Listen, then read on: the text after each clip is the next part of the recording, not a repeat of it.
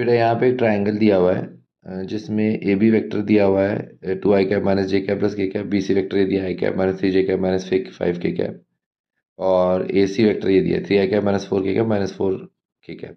तो इसको मैंने ओरिजिन मान लिया। तो उसके हिसाब से अगर ये वेक्टर 2i कैप माइनस जे कैप प्लस के कैप है तो इसके कोऑर्डिनेट्स 2 - 1 1 हो गए। अच्छा, ये vector I cap minus 3j cap minus 5 के कैप है।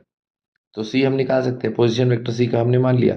सी माइनस बी का पोजीशन वेक्टर करेंगे तो ये वेक्टर आ जाएगा।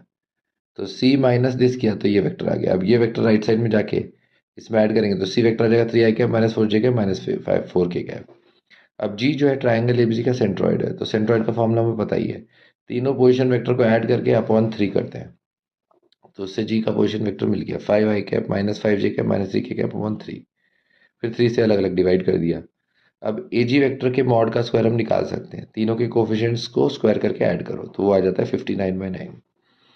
सिमिलरली बीजी वेक्टर निकालना है तो जी के पोजीशन में से बी का पोजीशन वेक्टर माइनस किया तो वो ये वेक्टर आया। अब बीजी के मॉड का स्क्वायर करो तो तीनों के कोफिशिएंट्स को स्क्वायर करके ऐड करो तो उससे आता है 41/9।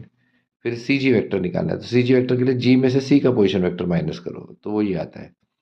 सिमिलरली सी जी वेक्टर के मॉड का स्क्वायर तो अलग अलग कोफिशिएंट्स को स्क्वायर करके ऐड करो तो वो आता है 146/9।